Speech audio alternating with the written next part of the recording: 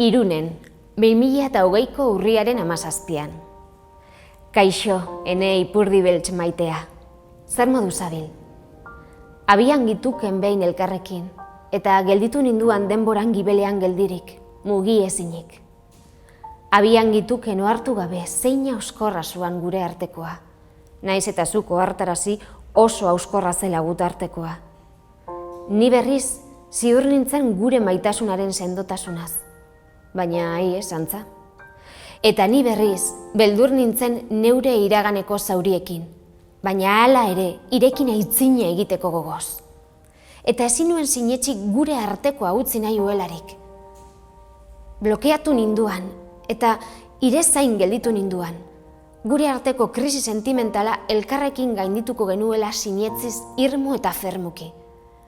Bikote krisi bat zela sinetxi nahi nian, eta etzela pasatuko baizik eta elkarrekin pasatuko genuela, eta indartsuago egingo ginela elkarrekin. Barkaidak. Enian jakin neska lagun bat izaten, intzelako nire lehen mutildaguna ene 38 urtekin. Aurreko esperientziak mutillagun saiakerak izan zituan. Batak utzi ninduen, eta nik Txekiako lanpostua probestu nian ihes egiteko hemendik, Euskal Herritik, bera beste batekin ezkontzen ez ikusteko. Sufrimenduaren emaitza nire lehen poema liburua izan zen. Bera ezkondu zen eta 2 seme-alaba izan ditu. Gero Jose Sevillarra agertu zuan ene bizitzan, eta haren eskalagun izaten saiatu ninduan. Harekin birjintasuna galdu nian, eta engainatu ninduen beste batekin. Gero utzi ninduen bere karrera profesionala ni baino garrantzitsuagoa zelako aitzakian, egoista hutsa. Niretzat maitasuna egitea zerbait sakratua zuan, eta oraindik ere bada, ezkontzea bezala. Horregatik itxarongo nuen hainbeste birjintasuna galdu arte? Ez dakit. Eta bai, oso gaizki pasanian. Ia gertu arte eta aitaz maitemindu arte. Iere nitaz maitemindurik engoelako. Munduko neskalagunik onena izan nahi nian. Ez panekien ere segur nola egin hori, baina bihotzak erraten zidan intzela ene senarra, eta horregatik oheratu ninduan irekin. Ezkondu niretzat. Enekien nola izan neskalagun bat, eta akats tontoa unitza egin itian, baina asko maite indudan. Eta amets bakarra izan duk orain arte, hautsitako zubia konpontzea gure maitasunarekin. Pazientzia eskatzen nian isilik iren irekiko maitasun handiagatik, iri nian maitasunagatik. Baekien zenbat min eman zian aurreko harremanak, niretzat oheratzea eskontzea bezala baita. Pazientzia otoi, maite hautene ipurdi beltza. Eta badakit beste neskalagun bat duzula, eta horrek min ematen zidak. Beste batekin egoela jakiteak min handia egin zidak. Behar bada, ni oraindik irea naizelako, etzakiat. Gabonak hurbiltzen dituk. Urte arraro hau badoa, baina birus batekin bizi gaituk.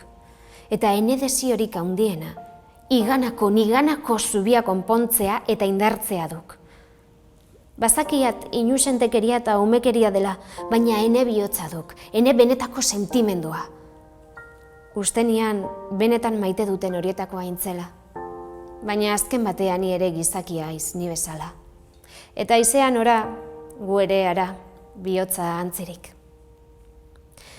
Bazakiat hitz hauek behar bada berandu egidoa zela igana. Baina behar hauten bizitzan, behar diat ene ipurdi beltza maitagarria ene bizitzan. Ni berandu erreakzionatzen duten horietakoa izan nauk txikitatik. Ene denbora behar dudalako barnean asimilatu eta erantzuteko gero besteari. Garaiz ez esandako egiak gure kontra bihurtzen aldira. Maite zaitut benetan, naizta berandu esan beharra nizun. Maite zaitut benetan, zure egin induzulako, zurean hauzu betiko, zureak nire oinak ezin dudalako beste inorena izan. Maite zaitut benetan maite duten emazteki eskualdun horietakoan hauzulako.